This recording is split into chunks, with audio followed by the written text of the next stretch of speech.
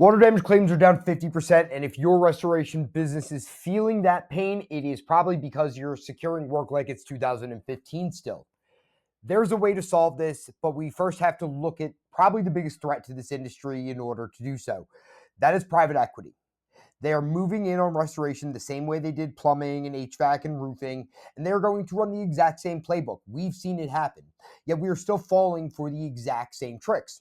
You know, if anybody ever offers to buy your company, the business you started, for 51% equity and wants to keep you on as an employee, maybe don't do that. Like, I didn't know that one needed to be said out loud, but apparently it does.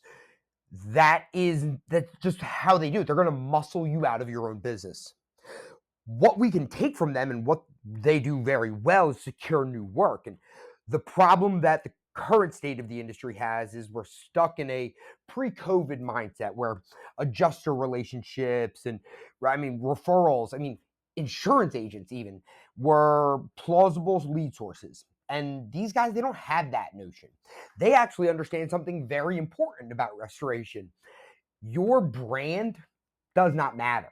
And I know that's very tough for a lot of you to hear. I know it because in Rebels the other day, look, dude, I know I talk shit. Like, I know who I am.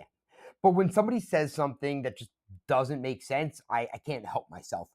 And this purple suit was in there, and he was like, hey, you guys need to start running radio ads, and your Instagram reel needs to be like really tight. And first of all, logically, that makes no sense because the average homeowner has one, maybe two losses in their entire career as a homeowner. And I simply said that, hey, man, like, the data does not support what you're saying here.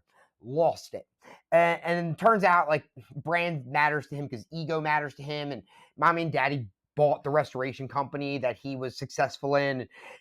His notion was so tied to who he was as a person and like his own self-worth, he couldn't see the forest through the trees. Private equity only sees black and white. They see profit and loss. And what they see is that 50 to 60% of jobs in this industry come from their position on Google Maps. And I can tell you that your brand doesn't matter with definitive proof in a company that's been around 6 years, maybe. They are privately owned. They own 83 locations across the country.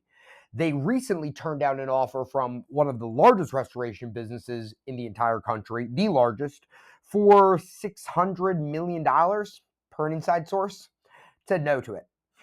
They don't wrap their trucks. They don't wear logos on their shirts. They don't, nothing. You would not know their name unless they've rolled into your town recently, gotten 600-700 reviews, and are taking work from you left and right.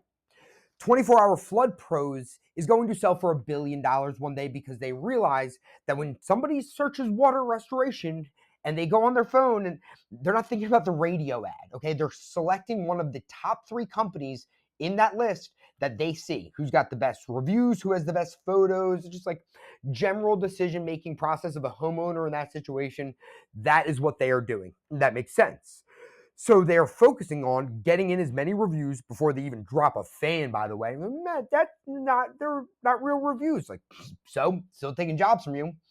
And they are just letting LSA and Google Business Profile, which are related, by the way. Please stop thinking that they're separate. They are letting that drive all of the revenue. And then they're rinsing and repeating in the next location. You need to be shameless about the way you ask for reviews, not just from clients, but from family, friends, people on the street. If you are not shameless about the way you ask for reviews, you might as well cut residential water out of your services within the next 2 years, because what they're doing is going to be repeated by others. And if you cannot compete in that realm, well, you're either going to get extorted by plumbers, or you're going to have to join a TPA, or there's going to have to be another option, because that ain't it. You're not going to be able to control your lead flow if you're not focusing on being shameless about the way you get in reviews. And I think at the end of the day, if you are able to do so, maybe this entire industry won't go to hell. Maybe they won't do what they did to us, won't do what they did to plumbing to us, that a $7,000 hot water tank won't be getting charged to your neighbor, and you can actually provide a service that actually does something. When we look at it that way, we have to realize that not only are our business on the line, but the industry as a whole. Private equity will kill restoration if we allow it to. And allowing it looks like not going after work that is controlled by you, by getting the reviews that you need for your business to be profitable.